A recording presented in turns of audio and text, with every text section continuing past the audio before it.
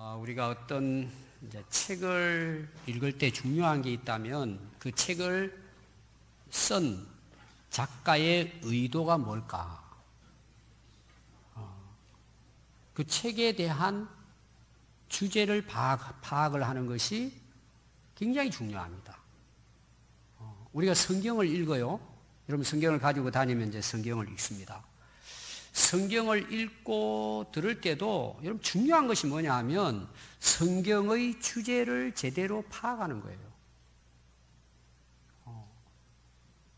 굉장히 중요합니다. 그래서 하나님께서 이 성경에 이 말씀을 왜 하시는가? 왜 하셨을까? 그 이유를 정확하게 파악하면 성경 전체에서 하나님이 우리에게 말씀하고자 하는 게 뭔가 이걸 우리가 깨닫게 됩니다. 여러분들이 아마 교회 오실 때 다 성경을 들고 와요. 또 우리가 다 같은 성경을 읽고 또 같은 성경을 배웁니다. 근데 그 성경에 대해서 제대로 주제를 파악하지 못하면 신앙생활이 전혀 하나님과 상관없이 신앙생활을 할 수도 있습니다. 여러분 이단이 생겨나고 하는 게 다 뭘까요? 성경의 그 말씀의 주제를 상실해버리게 돼요. 그러니까 뭐예요? 자기들의 생각대로 신앙생활을 하게 되겠죠. 그 중에 제가 한 예를 든다면 예수님은 말씀을 전할 때 대개 이제 비유를 통해서 말씀을 전합니다. 이런 비유가 뭐예요? 어떤 주제를 가지고 말씀을 전하려고 하는 것을 쉽게 사람들에게 설명하는 거죠. 그 예수님의 비유 중에서 이제 씨를 뿌리는 비유가 나와요. 농부가 밭에 나가서 이제 씨를 뿌립니다. 씨 뿌리는 비유가 나오죠. 그럼 여러분 씨를 뿌리는 그 비유에 있어서 주제가 뭘 것 같아요? 뭐가 주제가? 딱 한마디로 이야기하면 씨입니다. 씨에 대한 거죠. 그럼 그 씨는 뭘 비유했어요? 말씀을 씨라고 예수님이 해석을 했어요. 그럼 그 예수님의 말씀은 어떤 말씀이에요? 그 말씀의 내용을 딱 포장을 뜯어보니까 그 안에 보니까 뭐예요? 천국의 비밀이 들어있더라 이런 내용이에요. 그러니까 그 비유는 천국에 대한 비유이기 때문에 주제는 천국에 대한 것이죠. 아멘. 우리가 예수님을 믿으면 뭐예요? 예수님이 하신 말씀을 믿으면 그 말씀에 생명이 있고 천국의 비밀이기 때문에 우리가 영생을 얻고 구원을 얻는 것입니다. 근데 여러분들이 대개 이제 씨 뿌리는 비유, 대개 이제 마태, 마가, 누가복음에 나오거든요. 그럼 여러분들이 그 비유의 말씀을 읽을 때 여러분들은 어디에다가 마음을 두고 있습니까? 여러분 많이 이제 읽었잖아요. 씨 뿌리는 비유. 또 설교도 많이 듣죠. 어디에다 여러분들은 마음을 두고 그 씨 뿌리는 비유의 주제가 뭔지를 알고 여러분들이 그 말씀을 읽고 듣습니까? 일반적으로 어디에다 마음을 쏟을 것 같아요? 예? 밭, 예. 그 정도면 수준이 좀 있죠. 30배, 60배, 100배 결실하였더라. 거기 초점이 되게 맞춰져 있어요. 여기 그런 분들 꽤 많을 거예요. 그러니까 우리가 하나님 말씀을 듣고 순종하고 배우고 말씀을 따라 살아가는 것은 뭐 때문이에요? 30배, 60배, 100배로 복을 받는다. 오전에 우리 성도들은 굉장히 은혜가 넘쳤는데 여러분 아직 감이 안 오시는 것 같아요. 무슨 말씀인지. 예를 들어 여러분 사업을 했어요. 그럼 이 말씀을 딱 읽습니다. 그럼 여러분 마음은 어떤 마음을 가질 것 같아요?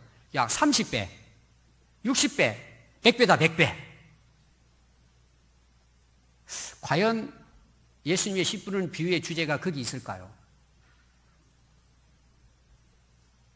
이 씨 뿌리는 비유가 마태, 마가, 누가복음에 나와요. 근데 마태와 마가는 30배, 60배, 100배를 열매 맺는다 이렇게 기록을 했습니다. 그리고 예수님에게 질문을 해요. 이게 무슨 뜻입니까? 그랬더니 또 예수님도 30배, 60배, 100배라고 말씀을 해요. 그런데 특이하게도 누가는 예수님이 제자들에게 그 씨 뿌리는 비유의 뜻을 물었을 때 이 말씀을 빼버렸어요. 그냥 인내하여 결실하니라. 그냥 결실이라고 딱 묶어버렸어요. 왜 누가가 그렇게 했을까? 제가 이 말씀을 보면서, 여러분 누가는 의사였거든요. 굉장히 세밀한 분입니다. 똑똑한 분이고. 누가가 이 예수님의 비유의 말씀을 들을 때 사람들이 이 말씀을 들으면 천국의 관심보다는 30배, 60배, 100배 열매에다 두겠구나. 그리고 그걸 숫자를 빼버렸어요.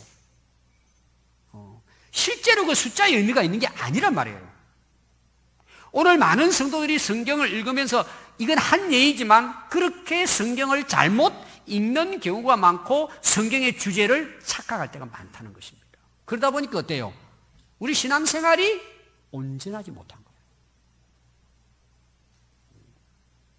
여러분 신구약 성경을 하나님이 기록해서 우리에게 주신 이유가 있을 거예요. 여러분 그 이유가 뭘 같아요? 우리가 들고 다니는 이 성경 말씀의 전체적인 주제가 뭘 것 같아요? 오늘 거기에 대해서 제가 먼저 말씀을 드리려고 그래요. 이걸 몇 가지로 나눠서 제가 설명드리겠습니다. 똑같은 주제지만 첫 번째는 뭐냐? 하나님의 인류 구원입니다. 따라해 볼까요? 하나님의 인류 구원. 이게 성경의 주제입니다. 하나님께서 자기 형상을 따라 사람을 만들어서 에덴 동산에서 행복하게 살게 하셨어요. 근데 아담 하와가 교만해서 자기들도 하나님처럼 되기 위해서 하나님 말씀을 거역하고 불순종합니다. 그리고 에덴 동산에서 추방당해요. 따 먹으면 죽는다 그랬어요. 그때부터 죽음이 시작된 거예요. 그럼 하나님은 그들에게 에덴 동산에서 추방시켜 죽으라고 내버려 두셨을까요? 창세기 3장 15절에 보면 그때부터 하나님께서는 인류를 구원하는 계획과 섭리를 가지고 역사를 이끌어 가셔서 오늘까지 이끌어 오신 거예요. 그걸 하나로 이야기하면 구원의 역사라고 말할 수 있습니다. 그래서 성경의 전체 흐름의 한 주제를 우리가 잡으라면 하나님의 인류 구원입니다. 그래서 구약은 뭐예요? 하나님이 인간을 구원하기 위해서 구원자인 메시아를 보내주겠다. 이게 창세기부터 시작해가지고 말라기까지 예언한 예언의 주제입니다. 여러분들 새벽에 지금 예레미야서를 우리가 보고 있잖아요. 그 예언을 제가 설명할 때 그 예언이 성취된 시점을 제가 세 가지로 이야기했죠. 첫 번째가 뭐라 그랬죠? 그 당대 이루어집니다. 그 당대. 근데 그게 거기서 끝나는 게 아니라 이것이 발전이 되어져서 예수 그리스도의 오심. 그 예수님이 그 구원의 완성자가 되신다는 거죠. 그리고 완전하고 영원한 성취는 예수님이 다시 오시는 재림의 때에 하나님의 구원의 역사가 영원히 온전하게 완성된다는 것입니다. 이 역사가 지금도 뭐예요? 흘러가고 있는 거죠. 그래서 이 구원의 이 메시아의 약속은 예수 그리스도를 통해서 이루어졌다. 이게 신약의 내용이에요. 예수님이 탄생하시잖아요. 메시아로 오십니다. 그리고 십자가에 돌아가시고 구원을 완성하시죠. 구원을 이루셨단 말이에요. 그리고 앞으로 오실 거예요. 특별히 여러분 구약을 보면 이스라엘 백성들이 나옵니다. 이스라엘 백성들은 굉장히 미약한 백성이에요. 정말 보잘것없고 힘도 없어요. 근데 하나님 이스라엘 백성들을 딱 택하십니다. 왜 택하셨을까요? 하나님의 구원의 도구로 사용하기 위해서 택하신 거예요. 그래서 여러분들이 그 이스라엘 역사를 보면은 그 제사 드리는 내용이 많이 나오죠. 짐승들을 피를 흘려가지고 속죄의 제사를 드리고 제사함을 받게 하고, 이건 다 뭐예요? 이스라엘 백성들을 통한 하나님의 구원의 역사가 이루어져 가고 있는 걸 보여주는 거예요. 하나님께서. 그게 이스라엘 역사예요. 그래서 여러분들이 구약이 딱 끝나고 신약이 시작되면 마태복음 1장이 시작이 되죠. 그럼 여러분 마태복음 1장을 딱 읽어보면 뭐부터 나올까요? 아브라함과 다윗의 자손 예수 그리스도의 계시다. 예수 그리스도의 족보다. 이렇게 나와요. 그래서 앞에는 구약의 인물들이 잘 나오고 뭐예요? 마지막에 예수 그리스도가 이렇게 태어나셨다. 이렇게 시작이 됩니다. 왜 그럴까요? 구원의 메시아, 구원자의 약속은 예수님을 통해서 이루어졌다. 그것이 뭐예요? 신약 성경이다. 그러면 구약과 신약의 주제는 뭘 같아요? 예수 그리스도시죠. 다시 말하면 예수 그리스도는 구원자이시다. 이게 두 번째 성경의 주제입니다. 따라해 볼까요? 예수 그리스도는 구원자이시다. 이게 이제 성경의 주제라는 거죠. 근데 예수님이 이 땅에 오셔서 이제 구원을 완성해 나가시잖아요. 고난을 받고 십자가에 못 박히시고 죽으십니다. 그리고 마지막에 예수님 하신 말씀이 뭐예요? 다 이루었다. 뭘 다 이루었다는 거예요? 우리 인간의 죄를 다 속죄했다. 없이 했다. 다 이루었다는 거예요. 그래서 구원자가 되신 거예요. 다 이루었기 때문에 우리가 할 게 없어요. 다 이루셨다는 것입니다. 그 다음에 예수님께서 하신 중요한 사역이 뭐냐 하면 12제자를 불러 훈련시키고 그들을 세상에 파송한 것입니다. 그래서 예수님의 복음의 역사가 뭐예요? 땅 끝까지 증거되어지고 땅 끝까지 그 제자들을 통해서 성도들을 통해서 복음이 증거되면 그때야 비로소 예수님이 이 땅에 재림하신다. 그래서 제자들을 훈련해서 땅 끝까지 보내서 제자들이 뭐예요? 길이요 진리요 생명이신 예수 그리스도를 증거한 것입니다. 이것이 성경의 주제라는 거죠. 그래서 제자들이 한 일이 뭐예요? 그 성경이 말하는 주제 예수 그리스도 그분을 땅 끝까지 증거하는 일에 그들이 사명을 다한 거죠. 그러니까 제자들의 삶이 나오는 게 어디 나와요? 사도행전에 나오잖아요. 오늘 읽은 말씀이 그 내용이에요. 자, 예수님께서 제자들을 부르십니다. 되게 어부들이었죠. 베드로, 안드레, 야고보의 어부들입니다. 이제 갈릴리 바다에 가서 그물을 던지는 제자들을 불러요. 부를 때 예수님께서 정확한 확실한 목적을 두고 부르십니다. 뭐라고 말씀하시죠? 나를 따라오면 내가 너희를 이제 고기 잡는 어부가 아니라 사람을 낚는 어부가 되게 하겠다. 그럼 사람을 낚는 어부는 뭐예요? 영혼을 구원하는 일꾼으로 너희들을 사용하겠다는 거죠. 목적이 그거예요. 부르심의 목적입니다. 제자들이 아멘하고 따라요. 근데 베드로부터 시작해가지고 예수님을 부인하잖아요. 3번이나 부인합니다. 모른다고 부인해요. 또 가룟 유다 같은 경우는 예수님을 은삼십에 팔아버려요. 예수님이 붙잡히시니까 제자들 다 도망가 버려요. 다 떠나버려요. 다 떠나버려요. 그 중에 특별히 베드로는 어떤 인물이에요? 예수님이 찾아가서 이야기해요. 예수님이 십자가에 돌아가실 것을 이제 말씀을 하시니까 베드로가 그러잖아요. 예수님, 다른 제자들은 예수님 너무 기대하지 마세요. 저들은 다 나중에 예수님 버리고 도망갈 겁니다. 저는 안 그렇습니다. 저는 목숨을 걸고 주님을 따르겠습니다. 제가 끝까지 목숨 걸고 주님 지켜주겠습니다. 아주 큰 소리 있었어요. 자, 그게 얼마나 오래 갔어요? 얼마 되지 않아서 예수님 부인합니다.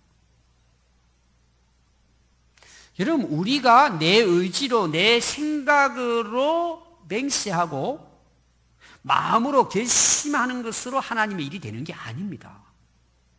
그게 어떻게 보면은 그 제자들이 예수님과 함께하고 3년 동안 훈련 받았지만 결과는 뭐예요? 안 되더라는 거죠. 그럼 예수님께서 3년 동안 제자들을 훈련한 것이 헛사로 돌아갔을까요? 아니죠. 그래서 사도행 2장에는 어떤 일이 나와요? 2장 1절부터 나오는 게 오순절날 그 제자들이 예수님의 마지막 명령을 듣고 그들이 모여서 함께 오직 기도에 열심히 했을 때 성령이 불같이 바람같이 비둘기처럼 제자들 머리 위에 임합니다. 거기 모여있는 기도했던 모든 사람들이 다 성령 충만함을 받습니다. 그리고 뭐예요? 나가서 복음을 전합니다. 그게 복음 증가하는 역사가 오늘 읽은 말씀에 나오는 거예요.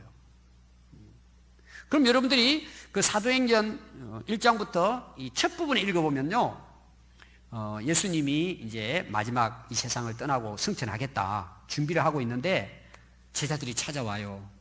예수님, 오늘이 바로 그날입니까? 이때입니까?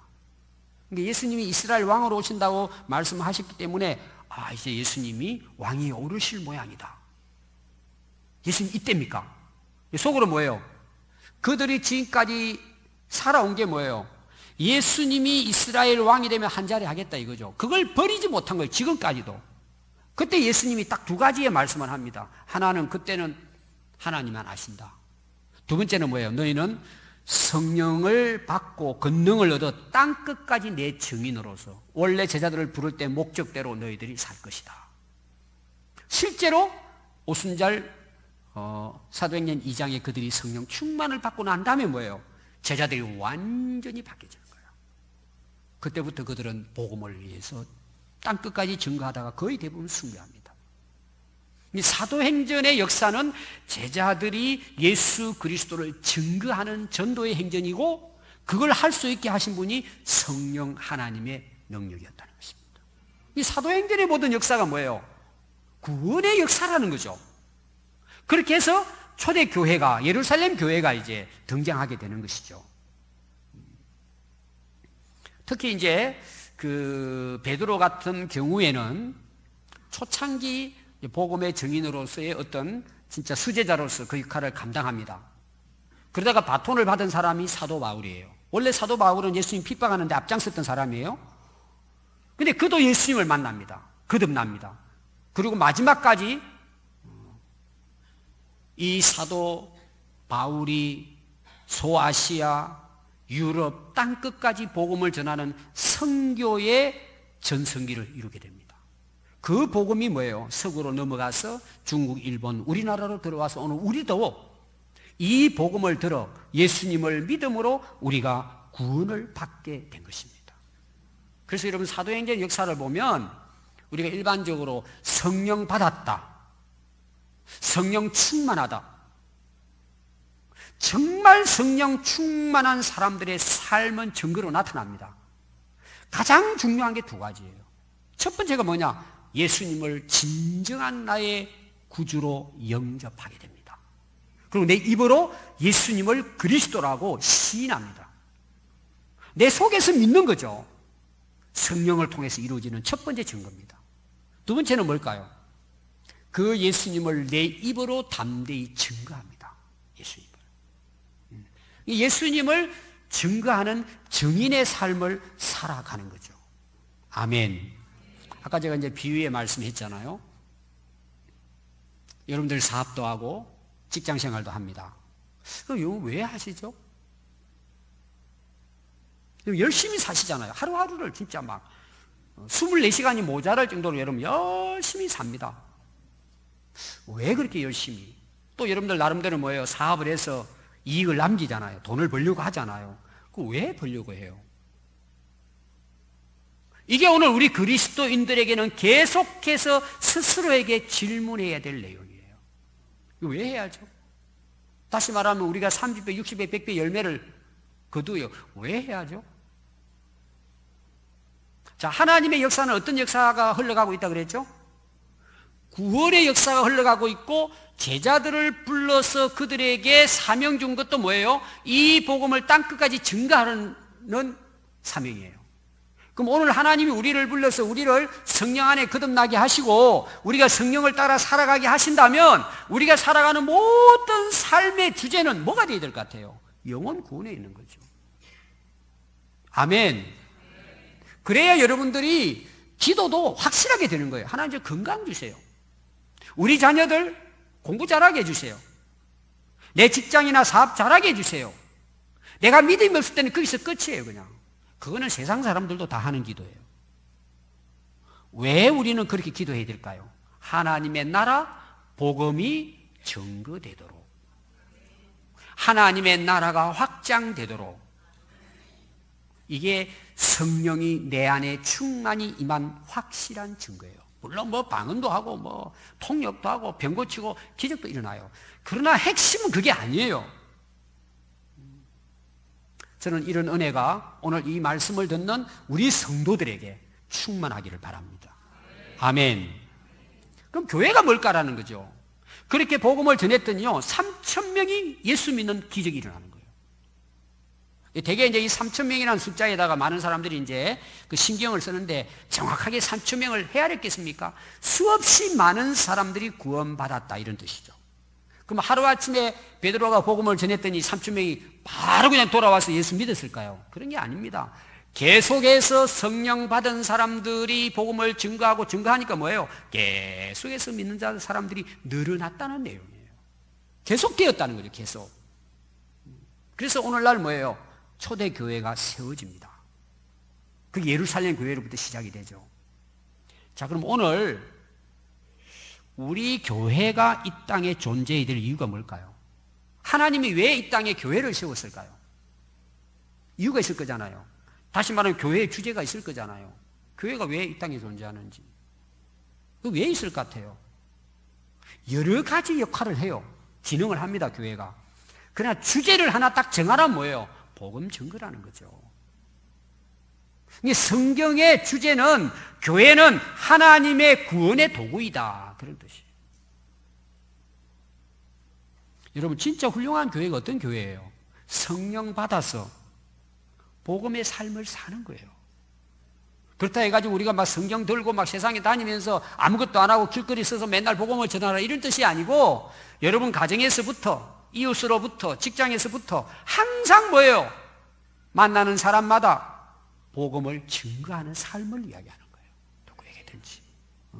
우리의 삶이 그게 주제니까. 교회가 집중해야 될 일이 뭐예요? 복음 증거, 영혼 구원하는 거죠. 선교죠. 이게 진짜 훌륭한 교회고 건강한 교회입니다. 이런 교회를 통해서 하나님 뭐예요? 세계 선교의 역사를 이루어가는 거예요. 자, 이런 보세요. 씨를 뿌렸어요. 근데 자라요. 너무 잘 자라는 거예요. 꽃도 예쁘게 피고 막 열매도 막 주렁주렁하게 맺은 거예요. 왜 그럴까요, 여러분? 이유가 있지 않겠어요? 왜 그렇게 잘 자라고 열매를 많이 맺어요? 토양이 기름지기 때문이죠. 성경은 시편 1편에 오면 시냇가에 심은 나무는 시절을 쫓아 열매를 맺는다 그랬어요. 시냇가에 심겨졌기 때문에. 이 시냇가가 뭐예요? 복음이에요. 하나님 말씀이에요. 정말 교회가 하나님의 말씀으로 충만하면 풍성한 열매를 맺게 돼 있어요. 자동으로 맺는 거예요. 근데 여러분, 수분이 없어요. 기름기가 없어요. 그러면 나무가 자라다가 다 말라 죽어버려요. 저는 우리 평안교회가 시냇가에 심은 나무처럼 날마다 믿는 자가 더해지는 이 초대교회 같은 역사가 일어날 수 있기를 바랍니다. 그래서 오늘 제가 이 구원의 역사가 구체적으로 어떤 과정으로 진행되는가, 이 구원의 역사가, 그게 오늘 제가 읽었던 말씀의 주제입니다. 다시 말하면 어떻게 우리가 구원을 받는가, 제가 몇 가지로 구체적으로 나누어서 여러분 말씀을 드립니다. 첫 번째가 뭐냐? 구원은 반드시 예수 그리스도가 구주이신 이 복음이 증거될 때 구원의 역사가 일어납니다. 자, 여러분, 씨를 뿌립니다. 그럼 자랍니다. 가을 되면 열매를 맺어요. 근데 보세요. 땅을 기름지게 했어요. 땅을 그냥 개간을 해가지고 좋은 옥토를 만들었어요. 자, 그렇다고 가을 되면 열매를 거둘 수 있을까요? 반드시 뭘 해야 돼요? 씨를 뿌려야 돼요. 씨를 뿌려야 열매가 맺습니다. 여러분, 구원의 역사는 복음을 전해야 구원의 역사가 일어난다는 내용이에요. 그러니까 하나님의 역사는 구원의 역사고, 성경의 주제는 복음을 증거함으로 거기에 구원의 역사가 일어난다는 것이 주제예요. 그렇게 교회가 해야 될, 성도들이 해야 될 일이 뭐예요? 주의 말씀을 증거하는 거예요. 복음을 증거하는 겁니다. 오늘 여러분들이 이 말씀을 앞에서부터 읽어보면 2장 36절이 이렇게 나옵니다. 그런즉 이스라엘 온 집은 확실히 알지니 너희가 십자가에 못 박은 이 예수를 하나님이 주와 그리스도가 되게 하셨느니라. 이 말씀이 있고 37절이 어떻게 시작돼요? 이 말을 듣고 마음에 찔려 베드로와 다른 사도들에게 이르되 우리가 어찌할꼬? 마음에 말씀이 들어갔다니, 심겨졌다는 거예요. 그 말씀을 들었다는 거예요. 들으니까 뭐예요? 마음에 찔림을 받고 우리가 어떻게 해야 구원을 얻겠느냐? 구원의 역사가 시작된다는 내용입니다. 로마서 10장 13절 말씀 보면 누구든지 주의 이름을 부르는 자는 구원을 받는다 그랬어요. 근데 그 다음 말씀이 그런즉 그들이 믿지 아니하느니 어찌 부르리요? 아니, 예수님을 안 믿는데 어떻게 예수님 불러요? 또 그 다음 말씀이 뭐냐 하면요, 듣지 못한 이를 어떻게 믿느냐? 아니, 말씀을 예수님 대해서 듣지 못했는데 예수님 어떻게 믿어요? 이게 지금 역설적으로 기록이 된 거예요. 전파하는 자가 없는데 어떻게 듣겠습니까? 이거예요. 말씀을 전하는 사람인데 어떻게 듣고 믿고 주의 이름을 부르겠냐는 거예요. 그럼 중요한 건 뭐예요? 누구든지 이 복음을 전하는 것이 구원의 역사가 시작된다는 내용이에요. 너무나 잘 아는 우리가 내용이죠. 그래서 믿음은 들음에서 나며, 예수 믿고 구원받는 그 믿음은 복음을 들음에서 나며, 들음은 그리스도의 말씀을 들을 때다. 그럼 누가 이걸 전해요? 그게 교회가 해야 될 일이라는 거예요. 우리가 해야 될 일이라는 것입니다. 아멘. 그래서 인류 구원의 역사는 반드시 복음을 전하는 사람이 있어야 된다는 거예요. 하나님은 그들을 통해서 하나님의 구원의 역사를 이루어간다는 것입니다. 여러분, 말 많이 해요, 안 해요? 하루에 말 많이 해요, 안 해요? 어떤 사람 한 번 열리면 끝이 없는 사람 있죠? 열면 닫을 자가 없어요. 이런 분이 있어요. 셀 모임하고 나면은. 근데 어때요? 사람 만나면 예수님에 대해서, 예수님을, 복음을, 천국에 대해서 여러분들 유창하게 말 잘 전하십니까? 오늘 바꾸시기 바랍니다. 영혼을 살리는 말을 하시기 바랍니다. 죽은 자를 살리는 구원의 복음을, 예수 그리스도를 여러분들이 누구에게 자연스럽게 증거함으로 구원의 역사가 날마다 더해지는 하나님의 역사가 일어날 수 있기를 바랍니다. 두 번째 중요합니다. 오늘 사실은 핵심입니다. 이것이 따라해 보겠습니다. 구원은 받는 것이다. 여러분들이 오늘 읽은 말씀만 여러분 잘 읽어보면요, 그냥 싹 지나갔을 거예요. 한 번 읽으니까. 거기에 받는다는 말이 몇 번 나온 줄 아세요? 받는다는 말이 정확하게 8번 나옵니다. 많이 나오죠? 자, 한번 볼까요? 저는 이제 9번이라고 보는데요. 37절에 보면 이 말을 듣고 마음에 찔렸다. 그건 뭐예요? 말씀을 받아들였다는 거죠? 받았다는 말입니다. 그거 포함하면 9번이에요.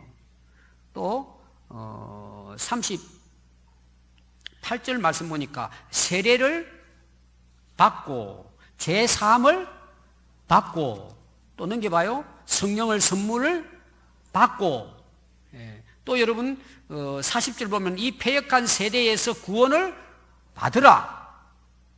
그래서 41절 보니까 그 복음의 말씀을 받은 사람은, 그렇죠? 받았어요. 받은 사람은 세례를 받았고, 또 42절 보니까 사도의 가르침을 받는다는 말이 계속 나와요. 받는다는 말이. 이게 왜 계속 나오느냐? 구원은 받는 거라는 거예요. 그럼 받으려면 누군가 나에게 줘야죠. 그럼 그 구원은 누가 주신다는 거예요? 하나님이 주신다는 거예요. 오늘 거기 나와요. 여러분들이 말씀을 보시면은 하나님께서 이 패역한 세대에 구원을 받으라고 말씀하시는 거예요. 자, 이 세상을 창조하신 하나님은 구원도 주신다는 거예요. 그러니까 구원의 주체는 누구예요? 내가 아니라는 거예요. 사람이 아니라는 거예요. 하나님이시라는 거예요. 주님이시라는 거예요. 예수님이라는 거예요. 하나님이라는 거예요. 그럼 하나님 우리에게 구원을 받으라 그러면 우리 받을 수 있어요? 없어요? 그럼 하나님이 구원을 주시면 우리는 받을 수 있어요? 없어요? 여기 말이 없어요? 하나님이 주셨어요. 구원을 선물로 주셨다며, 은혜로 주셨어요. 그럼 우리가 구원받기를 원하면 어떻게 하면 되죠? 받으면 돼요. 여러분, 구원은 그렇게 이루어지는 거예요. 구원받는 게 쉬워요? 어려워요? 그래서 복음이고 은혜고 사랑인 거예요. 이 말은 다른 말로 바꾸면 뭐냐? 구원 얻는데 내가 할 수 있는 일은 단 하나도 없다는 내용이에요. 또 할 수도 없어요, 인간은. 그렇기 때문에 하나님 뭐예요? 구원을 그저 주시는 거예요. 우리가 할 수 없기 때문에. 그래서 이 구원은요, 사람마다 차별이 없어요. 저 사람은 일을 많이 하고, 똑똑하고, 착하고, 또 우리가 말하는 선한 일 많이 하고, 교회 열심히 다니고, 어떤 사람은 뭐 예배를 열심히 다니면 구원받겠대. 내가 하나님 일 열심히 하고 충성 열심히 하면 하나님이 아마 천국은 가게 해주실 거야. 그래서 되게 이제 성경 공부하면서 제가 질문을 많이 하거든요. 당신 구원 받았냐고, 천국 갈 수 있겠냐? 그러면, 목사님, 아직은요. 우리는 왜 그러냐 그러면 아직도 담배 못 끊었어요. 여러분, 담배 끊는 거하고 천국 가는 거는 달라요. 또 어떤 사람은 그래요. 목사님 아직도요 집사가 됐는데 술을 못 끊었대요. 아직은 아니라는 거지. 천국을 자신이 없다 이거지. 전부 다 가짜입니다. 어떻게 오래 다니면 그 집사는 어떻게 집사는 받았어요? 다 믿음이 가짜예요. 여러분, 천국과 구원은 내가 뭘 했기 때문에 그 조건으로 가는 게 아니에요. 조건을 이야기하면 딱 한 가지예요. 받으면 돼요. 여러분, 이게 복음이에요. 오늘 제가 여러분들이 강조하는 내용이에요. 구원은 받는 거예요. 내가 뭘 일을 해서 노력을 해서 말씀을 심오하게 깨달아 가지고 터득하는 게 아니에요. 그건 전부 다 일반 종교예요. 그래서 누구든지 구원에는 차별이 없습니다. 모든 사람에게 구원은 기회로 주어졌습니다. 모든 사람에게 찬스를 주신 겁니다. 받으면 되는 것입니다. 지금 제가 그 구원받는 과정에 대해서 설명하는 거예요. 그래서 오늘 성경을 보면요, 사도행전 2장 21절입니다. 오늘 말씀 앞에 보면은 누구든지 주의 이름을 부르는 자는 구원을 받으리라 그랬어요. 예수 이름을 믿는다는 말은 뭐예요? 예수님을 구원자로 인정한다는 거예요. 고린도서 5장 17절 보면 그런즉 누구든지 그리스도 안에 있으면 새로운 피조물이에요. 누구든지예요. 갈라디아 3장 27절은 누구든지 그리스도와 합하기 위하여 세례를 받은 자는 그리스도로 옷 입었느니라. 그리스도의 사람이죠. 여러분, 구원은 누구든지 가능합니다. 아멘. 그럼 어떤 사람이 가능할까? 세 번째입니다. 말씀을 받고 세례를 받은 사람이 구원을 받습니다. 자, 보세요. 하나님이 구원 받으라고 했어요. 복음을 전했습니다. 그럼 우리가 해야 될 일은 뭐예요? 거기 보니까 말씀을 받아들이는 거예요. 또 예수 이름으로 세례를 받으라는 건 예수님을 마음으로 영접했으면 공개적으로 예수님을 믿는다고 고백하고 시인해라. 그 증거가 세례예요. 세례를 받으라니까 받아야 돼요. 결론이 뭐죠? 구원을 받는다고 성경은 말하고 있어요. 그래서 여러분 41절 보세요. 그 말을 받은 사람들은 세례를 받아. 그리고 신도의 수가 3천 더했다. 믿고 구원받았다는 내용이죠.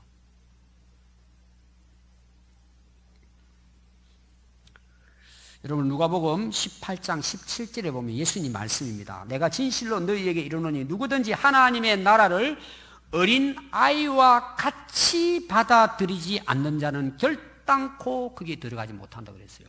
우리가 잘 아는 말씀은 어린 아이 같은 믿음이에요. 우리가 대개 이제 어린 아이 믿음 그러면은 뭐 순수한 믿음 이렇게 이해하는데 그런 뜻이 아니고 어린 아이 믿음이라는 게 뭐냐? 하나님이 구원받으라고 예수님 보내줬으면 우리가 그걸 예수님을 받아들이는 것이 어린 아이의 믿음이에요. 받아들이는 거예요. 그럼 어린애가 할 일이 있어요? 없어요? 없어요. 그냥 받아들이는 거예요. 제가 이걸 좀 더 쉽게 설명할까요? 여러분 이제 엄마들이 다 그 이제 아이를 이제 그 잉태해서 이제 아이를 출산합니다. 그럼 이제 애를 안고 젖을 먹이잖아요. 젖을 먹여요. 아니 근데 아이를 나 젖을 먹이려니까 애가요 갑자기 스톱 어머님 잠시만요. 딱 이러는 거예요. 엄마 깜짝 놀랐겠죠. 그러니까 어떻게 제가 공짜로 먹을 수 있겠습니까? 10개월 동안 그렇게 고생하시고 저 때문에 피곤하고 주무시지도 못하시는데 어떻게 제가 공짜로 먹을 수 있겠습니까? 또 그래요. 제가 뭐 할 일도 없고 뭐 한 일도 없는데 어떻게 제가 먹을 수 있겠습니까? 양심 있죠. 제가 먹을 수 없어요. 그러면서 참 힘든데 죄송하지만 제가 하루에 새끼 200리터씩만 먹으면 어떨까요?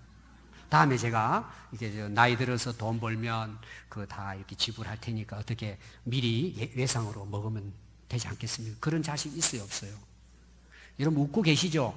오늘 웃는 여러분 중에 이렇게 신앙생활하고 믿음생활 사람이 부지기 있습니다. 여러분 웃고 계시지만 실제로 이렇게 신앙생활하고 안 믿는단 말이에요. 안 받아들인단 말이에요. 오늘 여러분 이 말씀 뭐예요?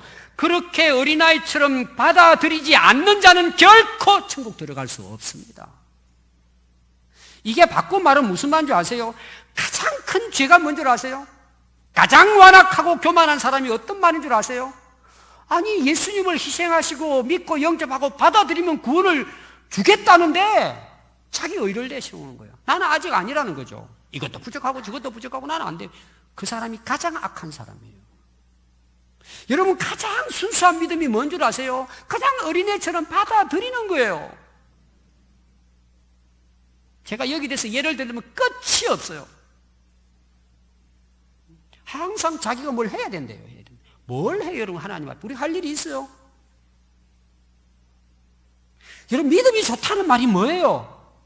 내가 노력하는 겁니까? 교회 열심히 봉사하니까 믿음이 좋은 겁니까? 다 그건 껍데기예요. 진짜 믿음은 좋은 것, 진짜 순수한 믿음은 뭐예요? 어린아이 같은 사람이에요. 그냥 말씀하시니까 받아들이니까 구원을 얻는 거예요. 여러분, 이게 복음 중에 복음이에요. 자기가 해서 뭘 해야 된다고 거기 플러스 하는 건 전부 다 비복음이에요. 그건 사단에게 속는 거예요. 제가 씨 뿌리는 비유를 비유한 이유가 있어요. 여러분, 예수님이 씨 뿌리는 비유를 하면서 그 말씀이라고, 복음이라고 그랬어요. 근데 첫 번째 그 마음이 길가와 같은 마음이 딱 나와요. 길가와 같은 마음은 뭐예요? 말씀을 안 받아들인단 말이에요. 안 받아들여요. 여러분, 그 마음이 뭐 길가 같이 아주 마음이 아스팔트 같은 마음이 있어요. 뺀질해요. 안 받아들여요. 그리고 자기가 잘났대. 어떤 현상이 일어난 줄 아세요?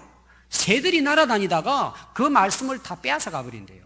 그 새가 누구라 그랬어요? 사탄 마귀라 그러고 목적을 거기 기록하고 있어요. 예수님의 설명에 구원을 받지 못하게 하려 함이라고 나와요. 안 받아들이는 거예요. 여러분, 옥토는 대단한 사람이 아니에요. 받아들인 사람이 씨를. 여러분, 지금도 구원받을 수 있어요. 예수 그리스도를 내 마음으로 영접하면 하나님 자녀로 거듭나요. 이게 성경적 복음이에요. 그러고 나서 뭐예요? 감사하잖아요. 예배 열심히 드리고 찬양하고 기도하고 봉사하고. 왜 이런 건 아멘 안 해요? 그 은혜가 너무 크기 때문에 하나님께 열심히 모여서 예배도 하고 찬양도 하고 복음도 전하고 우리가 뭐예요? 봉사하고 충성하고 섬기는 거지. 그것이 모아져서 구원을 이루는 조건이 아니란 말이에요. 이렇게 생각하는 사람 많단 말이에요. 오늘도 누구든지 뭐예요? 예수님을 마음으로 받아들이면 구원을 얻습니다. 이게 복음이에요. 여러분, 에베소서 2장 1절에 보면요, 그는 허물과 죄로 죽었던 너희를 살렸어요. 여러분, 죽은 사람이 뭐 할 수 있어요, 없어요?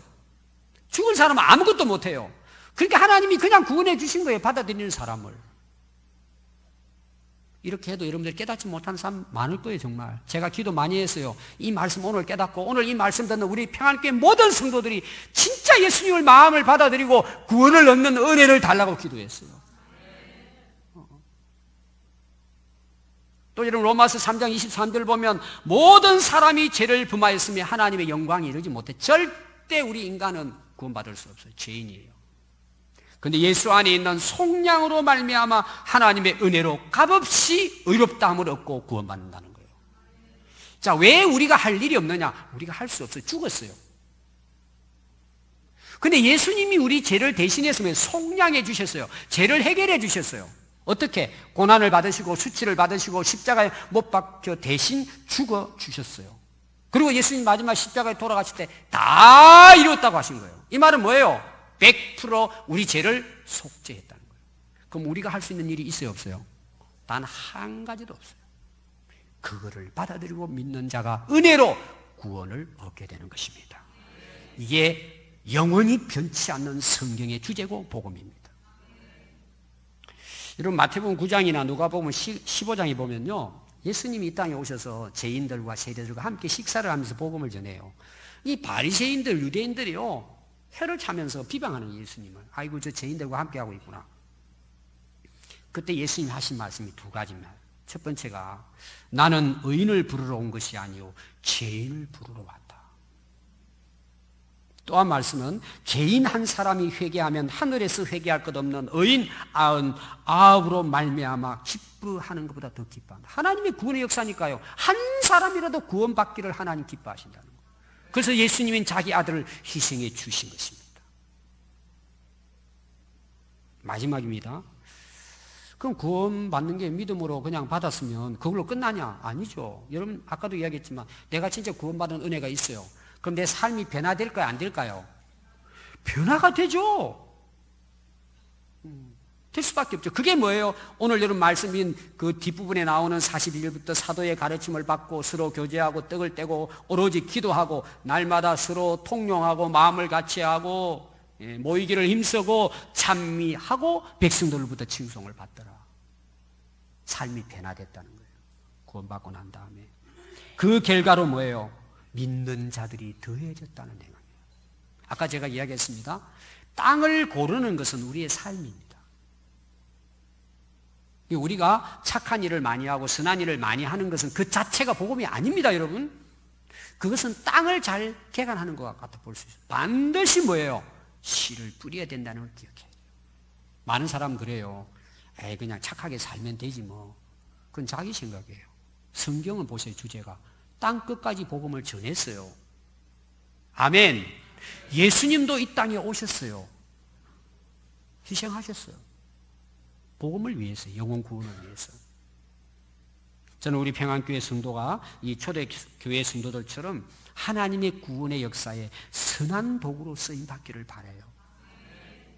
우리 그런 하나님의 선한 도구가 됩시다. 그러기 위해서 우리는 첫 번째 해야 될 게 뭐냐? 나 한 사람이 예수님을 그리스도로 받아들이고 내가 구원받은 은혜를 누려야 합니다. 여러분, 그런 은혜를 누립시다. 그리고 항상 말씀과 기도로 깨어서 성령 충만해서 누구를 만나든지 예수님을 전합시다. 그래서 오늘 우리 연말까지 뭐 계속 전도하는 분이 계시겠지만 정말 올 연말까지 한 분이 꼭 한 분씩 영혼을 구원하고 살려내는 결심 오늘 하고 기도하면서 올 한 해에 우리가 좋은 열매 맺는 그런 저와 여러분들이 될 수 있기를 바랍니다. 구원은 누구든지 받을 수 있고 예수님을 받아들인 자는 구원을 받습니다. 그 은혜가 여러분들에게 있기를 바랍니다. 기도하겠습니다. 오늘 우리 말씀을 생각하시면서 아직까지 여러분들 예수님을 받아들이고 영접하고 믿지 못해도 오늘 이 시간 받아들이면 돼요. 예수님 나의 구원자이십니다. 입으로 고백하세요. 하나님 보내신 메시아이십니다. 나를 구원하기 위해 십자가에 돌아가셨습니다. 내 죄를 다 속량해 주셨습니다. 그 예수님을 제가 오늘 마음으로 영접하고 받아들입니다. 또 그동안에 믿던 사람은 다시 한번 고백하고 그 구원의 확신을 가지고 하나님의 구원의 역사에 동참하는 인생을 살아가도록 우리 같이 한번 통성으로 기도드리겠습니다.